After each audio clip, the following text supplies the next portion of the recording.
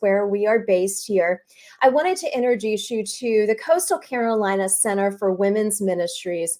Melony Tygart is the Assistant Center Director, and she's going to be joining our show thanks to her sister, Marcy Friesner, who is a dear friend to the show, who you actually saw yesterday. It is the first for Common Sense America to have sisters be on this show back to back. So I'm excited to bring over to the show Melony Tygart. Good morning. How are you? Good morning. Thank you. Yes, I'm good. It's great to have you here. Like I just said, I don't know if you heard me mentioning, it's unusual to have back-to-back sisters. Yesterday, I had your sister on in a pre-record for mental health awareness. And today, I get to bring you over here. So it's so nice to finally meet you. Thank you for joining Common Sense America. Thank you for having me. Yes. So as I mentioned earlier, you are the Assistant Center Director of the Coastal Carolina Center for Women's Ministries.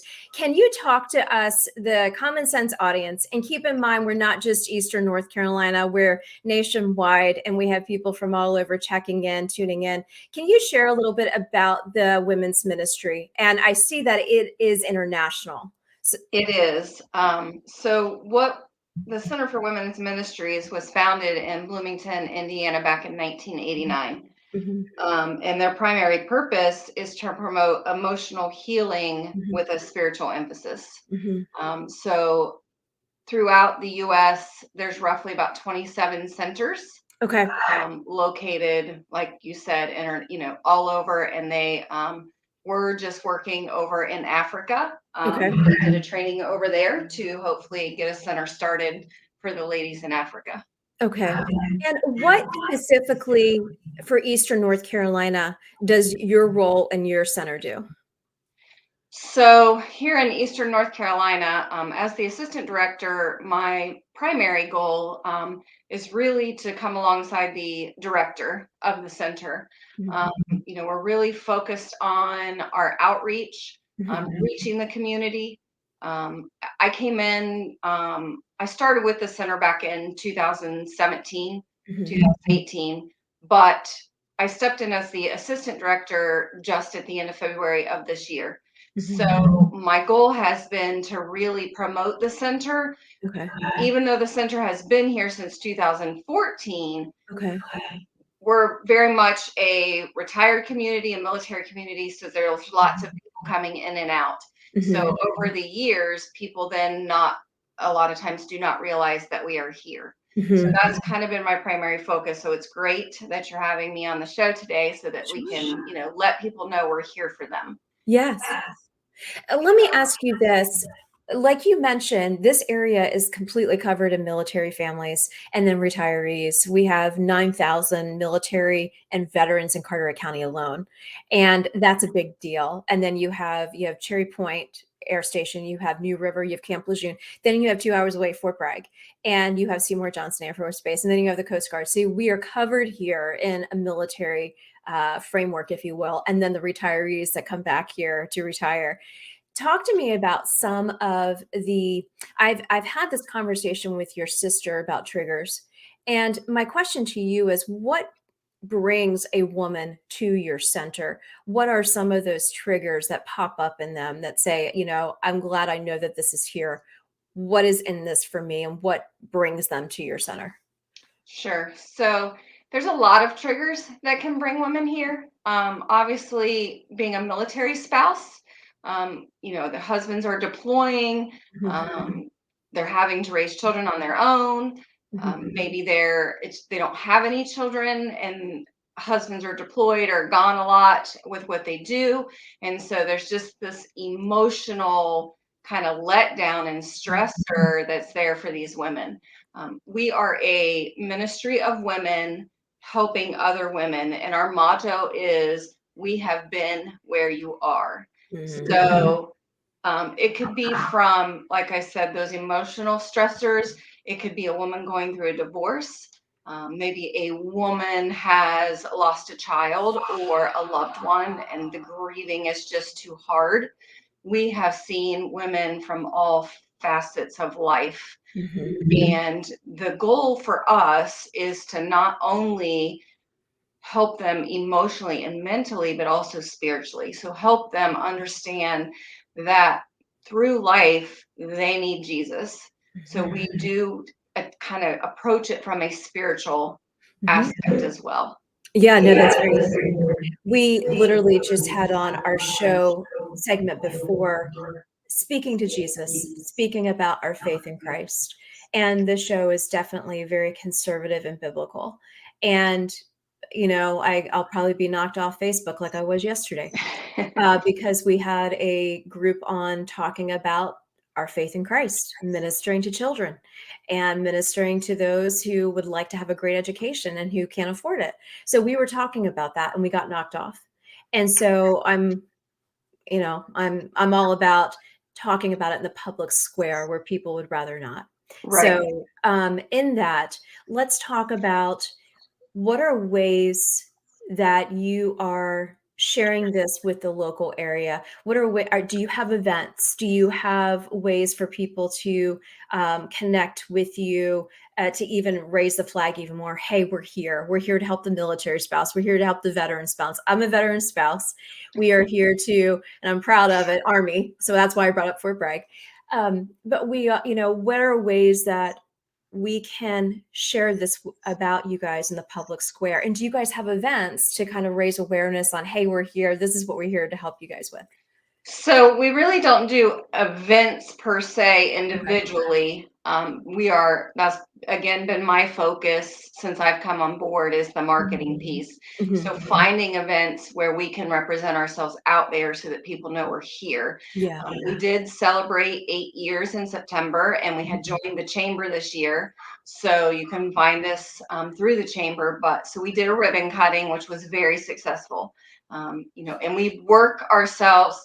If there are churches out there that have a women's group Mhm. that would like us to come speak, we are open to doing that. Anything we can do to make the awareness out there, we're Mhm. open to doing. There's different community events that happen that we become a part of. Mhm. I know Hope is Alive is a big organization locally, and we've gone to their luncheon. Mhm. There's a hurricane preparedness uh, kind of expo in Moorhead every year, and we've Mhm. represented ourselves there. Mhm. So anywhere that someone would like us to be, we are happy to come and share our information. We do not currently have a local website. We do have a headquarters website that shows all the centers and gives a little more detail about what we're about. Mhm. And so you can find that at Mhm. internationalcwmhope.com.org. Okay. Um, and you can find that information there. We do have a Facebook page, so they Okay. can go to Coastal Carolina Center for Women's Ministries on Facebook and find us there. They can also just call the center, email the center. We, definitely reply to any of those that come in that way as well. Mhm. I noticed that it says in your statement it's free. So how are you getting the funding to keep this free for everyone out there who would like to come in? That's first question. And then second question is, what does the process look for a woman who wants to come in? Is it a 6-month process? Is it just a one-time thing? What does that look like for somebody? Sure. So all of our funding is basically supported Mhm. by donations. So we Mhm. have some local churches that give on a monthly basis. We have a lot of our volunteers that give. We have some people in the community that just know what we're about and therefore give on a regular basis. So Mhm. that's really the only way we're funded is through giving, which I It's know is part of the reason you have us on the show is because Yeah. of Giving Tuesday and the Giving Week. And that's just really important for us. Yes. We do pay a rent for the space that we're in, Okay. electric, all of those things are all of our expenses, again, have to come from those donations. And it's all private funding then, if I'm Correct. okay. Yes. Okay. Yes. So We are that's a nonprofit. So everyone in their position, to include myself and the center director, Mhm. volunteer our time. Oh, wow. Well, thank you for volunteering your time. That's a big deal. Absolutely. And like I said, and the reason why I've been doing all of these interviews in the season of Giving Tuesday, okay, hashtag, it's a great Giving Tuesday. And we had some great interviews, but I've realized that there's so many other great organizations out there, and it's year round. So Project Christmas Cheer of Carteret County came on, and Melissa, who was on their board, she even said it. She said giving is year round. It's 365. Absolutely. And so, that has it inspired me in the sense of we need to continue talking about one, the issues that are facing our nation's backyard. Our kitchen table conversations is why I have this show. And then two, it is to raise awareness on organizations, whether it's national or local. And that's why we wanted to talk with you. Talk to us about the process for a woman to come to your ministry and say, hey, I need to talk about this. I'm going through this. I just lost my child, or I just lost a parent. So what is the process for them? They would need to call the center, and we would set up a time, or at the time of that they call in, if she's available, the center director or myself would do an intake form. Mhm, Just get to know the person a little more, find out what their issues are, mhm, what it is they're exactly needing. mhm, From that interview, we then take some time in prayer to determine which one of our counseling volunteers would meet the criteria to help this woman. Again, our motto being, we've been where you are. So we yeah, have a lot of women who have been through similar situations or the exact situation. mhm, So there is a process for our counselors. They're not licensed, but they are trained. right, So that's why we're considered peer counselors. gotcha. But we match them up, and then we go to that volunteer. We ask them to take this client. We give them the information. They then take it, pray about it, read over the information, and determine if they're feeling led by God to counsel this client. Mhm, And mhm, from there, that volunteer would call the client then and set up their first appointment. When they come in, it's really just to kind of get to know each other first appointment. So they mhm, really talk about who they are, what they're here for, what our process is going to look like. Our center is strongly based on confidentiality. So right, that's one thing that's really important that these women understand. A lot of times they're not going to go to their local pastor or someone within their church or even a family member or friend because they don't feel they have that confidentiality to really be able to share. And in mhm, the center, they do. We do not talk about clients to each other. All files are locked up. If a client agrees and would like prayer, we do have a prayer hour on Tuesdays. We, again, do not use names. We would, if their first name, say, was Eden, we would mhm, say client E is asking for prayer for. So gotcha. confidentiality is a huge factor in everything that we do. Yeah. Let me ask you this. As I've been looking at the news, and every morning I get up and I just scroll through mainstream, and then the news sources I go straight to, knowing that they're going to talk truth. And something that is really at the very forefront that your sister and I have actually talked about, and that was yesterday with her segment on mental health and the holidays.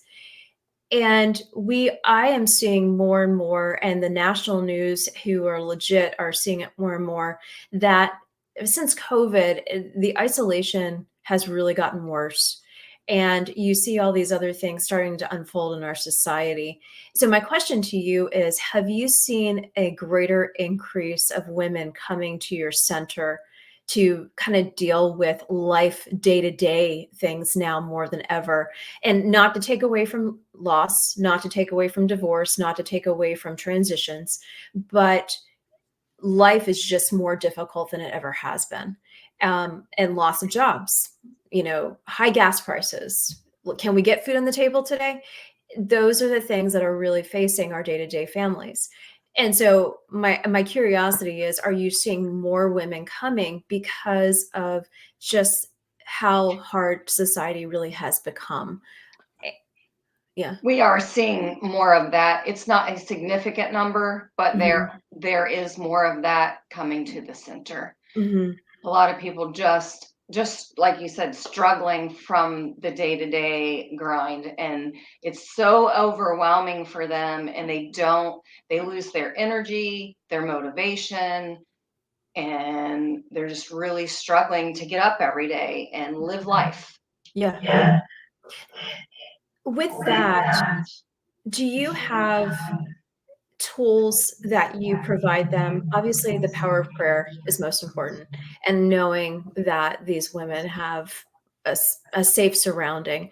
But are there tools that you can give them that apply to day, to want to be able to get up? To when the feet hit the floor, it is, it's making the devil shake in his shoes, to really help them combat what is happening day to day. Are there toolkits or ways that you can share with the audience? Here's a couple things just to kind of keep in mind if you are wanting to seek additional help, but here are some tips for you. The biggest thing I can say with that is really your relationship with Jesus, and waking up and before your feet hit the ground, just starting out with God, you are good, and understanding the blessings before us. So many of us are waking up with a roof over our head, Yes, with basic necessities that a lot of others aren't. And if we can just see those blessings alone, those are huge. I always recommend and tell people too, if you can find a good devotional, and a very simple one is the Jesus Calling. Yes.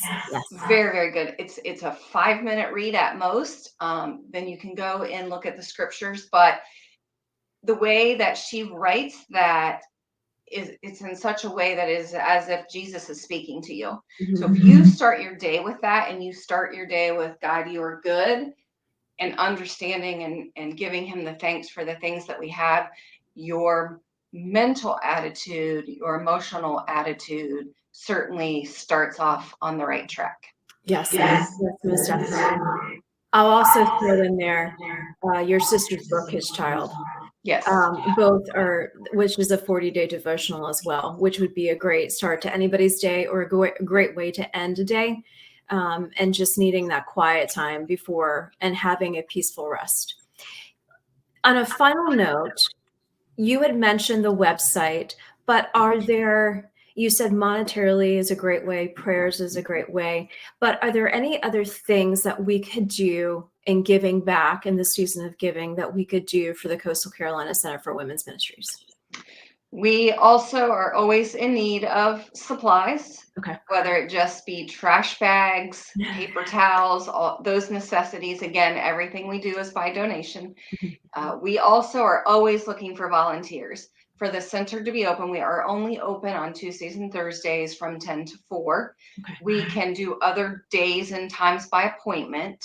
As far as counseling and those sorts of things, the Bible studies and support groups that we offer may run at different times than when we're open. But we do need volunteers. It is required that we have 2 persons in the building at all times. So we do have a receptionist that sits up front during our open hours. Right now, we're running a receptionist from 11:30 to 2:30 on those 2 days. It's very simple to volunteer. Again, just call the center. We'll be happy to talk with you, get you some information. There's an application you would fill out and do a small interview with the center director. Okay. And then we can find you on Facebook? That's correct. Yes. Coastal Carolina Center for Women's Ministries. Okay. Well, Melony Tygart, Assistant Center Director for Coastal Carolina Center for Women's Ministries, thank you for being a part of Common Sense America today. Thank you so much for joining us on this December 1st. It is Thursday, December 1st, and thank you for giving back and what you are doing for the Eastern North Carolina community, our military families, our veteran families, and those who may need a little additional love, hug, support, and prayer. So thank you so much for being here, and I look forward to sharing this with our social channels and just really getting the news out there to raise awareness and give back to very important faith-based organizations like yourself. So thank you, Melony. My pleasure. Thank you for having me.